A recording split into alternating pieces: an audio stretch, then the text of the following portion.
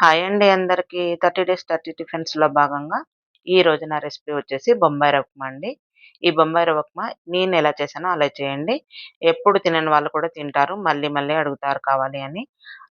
ఇందుకోసమైతే నేను ముందు కళాయి పెట్టేసుకొని, నెయ్యి వేసుకొని, పల్లీలు, జీడిపప్పు వేసి దోరగా వేయించుకొని తీసి పక్కన పెట్టుకున్నాను. అదే కళాయిలో నూనె వేసి సన్నగా తరిగిన క్యారెట్, సన్నగా తరిగిన ఉల్లిగడ్డ, సన్నగా తరిగిన పచ్చిమిర్చి, శనగపప్పు, జీలకర్ర, మినపగుండ్లు, ఆవాలు అన్నీ హాఫ్ హాఫ్ స్పూన్ ఏసుకొని, అల్లము సన్నగా తరిగి వేసుకొని, ఎల్లిపాయలు కూడా సన్నగా ఒక 4 తరిగి వేసుకోండి.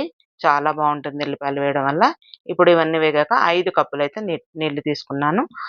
రుచికి సరిపడా ఉప్పు వేసుకొని మరుగుతున్నప్పుడు బొంబాయి రవ్వ 5 కప్పులు నీళ్లు తీసుకున్నాం కాబట్టి బొంబాయి రవ్వ ఒక కప్ అయితే వేస్తాను నేను. మరుగుతున్నప్పుడు వేసి కలుపుకుంటూ వేయాలండి. ఇలా వేసేసి తర్వాత మూత పెట్టేసుకోవాలి ఒక 2, 3 మినిట్స్. కొంచెం దగ్గర కావాలండి. ఇలాగయ్యాక ఇప్పుడు ముందుగా వేయించి పెట్టుకున్న జీడిపప్పు, పల్లీలు వేసేసుకొని, కొత్తిమీర గూడా వేసుకొని, మళ్ళీ మూత పెట్టి ఒక 1 మినిట్ ఉంచి తీసేయాలండి. ఇప్పుడు నెయ్యి వేసుకొని కొంచెం కలిపేసుకొని సర్వ్ చేసుకోవడమే. ఇలా చేయండి. ఫంక్షన్స్‌లో ఎలా చేస్తామో అలాగుంటుందండి. ఇదివరకు ఫంక్షన్‌లో అయితే చేసేవాళ్ళు. ఇప్పుడైతే చేయట్లేరు. ఇడ్లీ వడ చేస్తున్నారు. నాలాంటి ఇష్టం ఉన్న వాళ్ళ కోసమైతే చేస్తున్నారు. నేనైతే కంపల్సరీ తింటా అండి. ఉప్మా అయితే ఫంక్షన్స్‌లో. దీనికోసమైతే మామిడికాయ పచ్చడి, పల్లీ చట్నీ అయితే సైడ్ డిష్‌గా చేశాను. వెరీ టేస్టీ బొంబాయి ఉప్మా అండి. ఈ వీడియో నచ్చిందనుకుంటున్నాను. నచ్చితే లైక్ చేయండి, షేర్ చేయండి, కామెంట్ చేయండి, సబ్స్క్రైబ్ చేసుకోండి.